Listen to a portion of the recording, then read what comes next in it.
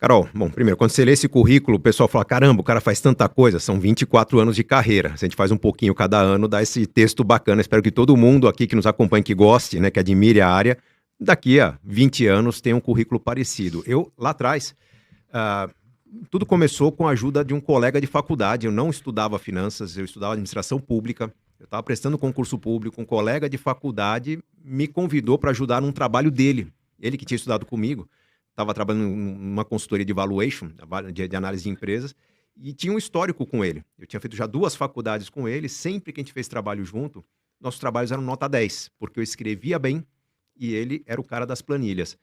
Eh, Ele trabalhava no escritório de valuation, fazia lá todas as montagens de planilhas Excel e faltava um bom laudo. O escritório era criticado por não ter um laudo legal. Os clientes sempre tinham que contratar um assessor um assessor não, como é que é? Um copywriter, né? Alguém que fizesse uma tradução do laudo para poder publicar no relatório de administração. Quando ele me chamou para ajudar, para mim, recém-formado, estava chegando no concurso público, era um primeiro bico. Ah, se é para escrever, me explica o que você fez, eu vou traduzir o que você fez num texto como a gente fazia nos trabalhos. Deu muito certo, foi muito elogiado pelos clientes. E tem toda uma história que eu ia prestar um concurso público, não deu certo por causa desse trabalho, eu acabei não conseguindo estudar, não passei na prova, só que eu fui chamado para vários laudos e vários trabalhos que foram elogiados. Eu me senti durante 4, 5 anos trabalhando numa área que não era a minha área. Eu me prometia todos os dias que eu ia ganhar algum dinheiro com finanças, ia pular fora dessa área, que eu achava uma área que as pessoas não gostavam. Toda a situação que eu tinha, pô, é uma área dura, uma área de bastidores, né? As pessoas gostam de vida, de gente, de liderança, de vendas. Finanças é a cozinha dos trabalhos, né? Só que à medida que crescia a minha experiência, uma outra situação, eu acabei assumindo a coordenação de um trabalho de consultoria. Nessa coordenação tinha um professor que ia dar uma aula e faltou, eu cobri a aula dele. A aula foi bem avaliada e eu fui crescendo, até que surgiu a ideia de escrever um livro dentro de uma sala de aula, tinha uma apostila de finanças pessoais. Que Um bacana. aluno meu era dono de editora, falou: cara, você tem que publicar um livro sobre esse assunto. Quando eu escrevi o livro, eu ainda tinha em mente que era quase que minha pá de cal na carreira de finanças. Vou escrever esse livro, encerro tudo, vou largar esse trabalho, vou parar de marketing, uma outra área que eu gosto. Só que o livro começou a fazer sucesso.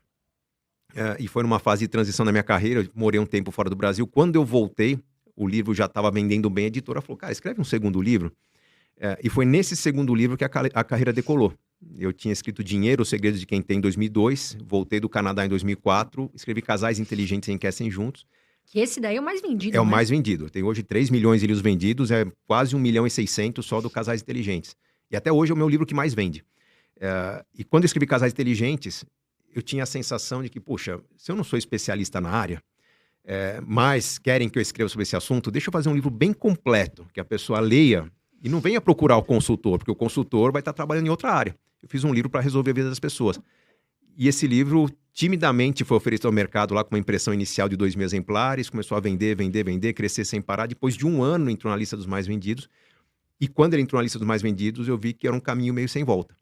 Eu já era reconhecido como autor de finanças, estava sendo chamado para palestras nessa área. Quando eu voltei do Canadá, eu já não queria mais dar tanta aula de contabilidade e finanças gerenciais. Eu comecei a separar a agenda tanto para dar palestra sobre meus livros quanto para atender a imprensa. E aí a coisa meio que Foi foi me andando. puxando, né? Os leitores de Casais Inteligentes criticavam que o capítulo dos filhos era muito pequeno, então nasceu um livro dedicado Os aos filhos. filhos. Depois de 3 livros falavam: pô, mas você raspa no assunto investimentos, né? Por que não escreve um livro sobre investimentos? Eu fui estudar a fundo, fui traduzir minha carteira em livros. E um livro foi sendo escrito atrás do outro, respondendo às dúvidas dos leitores. Havia um bom espaço na imprensa, porque pouca gente trabalhava esse assunto naquela época.